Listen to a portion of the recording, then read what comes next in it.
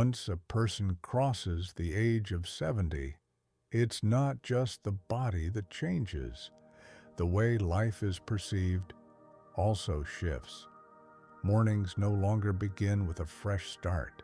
They begin with the anticipation of pain in the back, the knees, the neck, the lower spine. Sometimes it's a dull ache. Sometimes it's a sharp stab that stops you from taking a step, turning your head, or bending down. Cups slip from your hands, legs become unstable, movements feel uncertain. Walks are replaced by the sofa, invitations by polite refusals, and motion by stillness. With age, pain becomes part of daily life, so familiar that many stop noticing it, like old furniture tucked in a corner. But this furniture grows. It spreads, taking more and more space until it pushes out joy, calm, and confidence. Chronic pain is not just a symptom, it's a force that can slowly erode a person's identity. According to the International Association for the Study of Pain, every second person over 70 experiences ongoing pain that lasts longer than 3 months. Women are especially affected. Arthritis, spinal degeneration, muscle spasms, nerve inflammation, the aftermath of injuries. The most concerning consequence is the gradual loss of activity. The World Health Organization reports that older adults with chronic pain are twice as likely to lose mobility, and their risk of depression increases by 40%. Sleep quality worsens, appetite drops, irritability grows, and motivation disappears. All of this doesn't just reduce quality of life, it shortens it. And yet, this is where an important truth lies. Pain is not a sentence. It's the body's language, a way of warning us. And if we learn to understand it, we can not only ease our suffering, but also improve our overall condition. In this video, we'll explore why chronic pain arises in old age, how it harms the body and mind, and what simple daily steps can help restore your freedom of movement. Stay with us until the end. We won't offer empty advice, only proven methods based on clinical observation and real-life cases. If this information helps you, consider liking the video and subscribing. You never know. This video might be the lifeline for someone who's been silently suffering. Chronic pain doesn't appear overnight. It builds up slowly through accumulated tension, inflammation, tissue wear, movement errors, and a lack of physical activity. Often you can trace it back. Pain in the shoulder after a cold, lower back, stiffness after a fall, a locked neck after a long trip. Even when the original cause is forgotten, its echo remains. The body turns on protective reflexes. Muscles tighten, joints reduce range, ligaments stiffen. If the pain lasts more than 12 weeks, it's considered chronic. That means it becomes embedded in neural circuits. The brain learns to perceive it, even without a physical trigger. That's why such pain is so difficult to ignore. It develops a life of its own. Still, there is a way forward. Modern science has proven that the brain is neuroplastic, capable of changing its patterns. And that means even at 70, you can retrain the brain to perceive pain differently or to reduce it altogether. But this takes action. Don't wait for a miracle. Begin with something small, because every movement, every correct step is a brick in the foundation of a new life. One of the most important areas is physical activity. And yes, it may sound contradictory. How can you move when it hurts? But the truth is, inactivity worsens pain. Without movement, blood circulation slows, joint fluid production drops, and muscles weaken. Joints, especially in the knees and hips, start to stiffen. This triggers a cascade: swelling, inflammation, irritated nerve endings, which leads to even more pain. To break this cycle, the body needs rhythm again, not sports.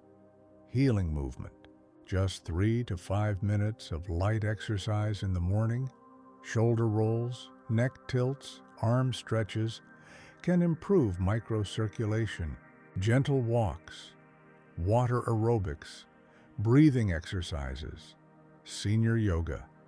All of these benefit not only joints, but also the nervous system. Researchers from the University of Copenhagen found that in older adults who practiced daily stretching and breathwork, pain levels in the lower back and knees dropped significantly within 8 weeks. The key is consistency. It's better to move a little every day than to do a lot once a week. The body loves rhythm, and rhythm is life. Another major factor is muscle tension. As we age, muscles lose elasticity, and constant tightness turns into spasms. The neck, lower back, calves, and shoulder area are the most affected. These zones become rigid. Pain worsens at night after long stillness or with weather changes. Relief can come through gentle techniques: self-massage, warmth, stretching, using massage rollers or therapy balls. Just massaging the soles of the feet, the back of the neck, or the lower spine before bedtime can ease pressure. But it's important not to overdo it. Every motion should be slow, soft, and mindful. A warm bath with sea salt, a heating pad, herbal compresses, these are old methods, but they work. They may not remove the cause of pain, but they prepare the body for healing. Nutrition also plays a critical role. As we get older, the body absorbs essential nutrients less efficiently, especially magnesium, calcium, B vitamins, and vitamin D. A deficiency in these fuels inflammation and lowers pain tolerance. When magnesium is low, muscles cramp more often, nerves become more reactive. A lack of vitamin D is closely linked to joint and spine pain. According to research from the American Academy of Nutrition, older adults who consistently take vitamin D and magnesium supplements experience a 23% reduction in pain episodes. This shows that internal support is just as vital as external care. Foods that support healing include oily fish, green vegetables, walnuts, eggs, oatmeal, and cold-pressed oils. Also, drinking enough water is essential. Dehydration makes tissues less flexible and increases discomfort. But beyond nutrition, physical activity, and warmth, there's another system that must not be ignored if you want to manage chronic pain: sleep. Many older adults underestimate how much sleep affects pain perception.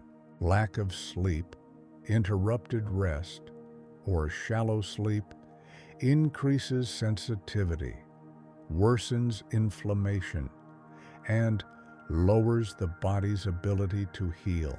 If someone sleeps poorly for 3 or more nights in a row, their daily pain levels can rise by nearly 40%. Sleep disruption also increases anxiety, prevents muscles from relaxing, and throws off hormonal balance. To restore sleep, it's not enough to just go to bed early. You need a ritual. Air out the bedroom, dim the lights, avoid the news or phone screens for at least an hour before bed. Gentle breathing exercises, a warm heating pad at the feet, soft background music, or silence can all help. If you wake up in the night, don't turn on bright lights. Lie still in the dark. Focus on slow, deep breaths. Rebuilding sleep is the foundation of recovery. Without it, pain will always return. Another vital topic is emotional health. The mind and body are deeply connected. Chronic pain worsens with anxiety, loneliness, fear. The more someone focuses on discomfort, the more the brain amplifies pain signals. This is called catastrophizing, when every minor sensation feels like a threat. It not only raises cortisol levels, but also locks pain into long-term memory. To weaken this effect, you need to manage attention, not by ignoring pain, but by not obsessing over it either. Meditation, visualization, focusing on breath or music, even pleasant scents can help shift awareness. Sometimes doing something simple, dusting a shelf, sorting a drawer, watering a plant, can ease mental tension. Social connection is also key. Talking to a friend, grandchild, or neighbor gives you a sense of belonging. Even if the pain remains, it no longer dominates. It's important to remember that the brain can change how it responds. Researchers at the University of London found that older adults who practice daily mindfulness and breathing exercises show reduced activity in the brain's pain processing areas. This proves pain is not just a body signal, it's also interpretation. And interpretation can be rewired. Avoid repeating internal dialogues like "everything hurts." Replace them with new ones. "I'm managing. This will pass. I'm in recovery." This isn't wishful thinking. It's neuropsychology. The brain responds to thoughts as if they are instructions. The next step is to restore your ability to feel joy. When someone lives with pain for a long time, they stop noticing pleasant things. Life becomes gray, flat, and dull. Motivation fades. But motivation is what activates the body's healing systems. That's why it's crucial to include at least one enjoyable moment in each day. A cup of fragrant tea, music, a photo, fresh air, caring for a plant, a favorite meal. These small things stimulate the brain's dopamine system, which also regulates pain. Even thinking about a good moment can lower discomfort. One of the most powerful and simple tools is practicing gratitude. Before bed, name 3 things you're thankful for today. Anything counts. I went to the pharmacy. I talked to my son. I cleaned the sink. The event isn't the point. The focus is. Gratitude shifts the brain out of survival mode and into recovery mode. Now let's talk about breathing. It may seem unimportant, but breathing exercises are one of the fastest ways to lower pain levels. Why? Because proper breathing activates the parasympathetic nervous system, the one responsible for healing, rest, and calm. A slow inhale for 4 counts, hold for 2, exhale for 6, and within 5 minutes, your heart rate drops, blood pressure stabilizes, muscle tension fades. This helps the brain switch from pain to recovery. Breathing practices are especially helpful during flare-ups or before bed. They require no physical strain but have real biological effects. We can't overlook the role of light. In winter months, when sunlight is scarce, vitamin D levels fall, and so does pain tolerance. Light also regulates circadian rhythms. Without enough light, melatonin production drops, sleep worsens, and depression rises. It's important to go outside during daylight, even just for 15 minutes. Light is not just a visual input, it's a biological command that tunes the entire body. Sitting by a window, letting morning light into your bedroom, taking a short walk around the block, all of this can reduce inflammation and lift your mood. Foot care deserves special attention. Your feet are the base of your stability. If your feet are weak, deformed, or painful, your whole posture suffers. Plantar fascia, Achilles tendons, toes, all of these affect balance and gait. Chronic foot pain changes weight distribution, leading to knee, hip, and back pain. To prevent this, it's essential to stretch the feet, rotate the ankles, roll a small ball under them, use orthopedic insoles, and wear comfortable shoes. Even while sitting, you can strengthen your feet by curling your toes, lifting your heels, rocking from heel to toe. These simple movements signal to your brain, I'm grounded, I'm stable. And stability is the first step toward reducing the fear of movement. Besides physical and emotional recovery, you must also look at hidden habits that reinforce pain. One of the most damaging is staying in the same position for hours. Sitting in a chair or reclining on a couch for long stretches causes joints to stiffen. Muscles lose tone, ligaments shorten, blood flow decreases. Especially dangerous are positions with a bowed head, crossed legs, or slumped spine. These cause overstrain, circulation issues, and lead to neck, back, and pelvic pain. To avoid this, stand up every 45 to 60 minutes.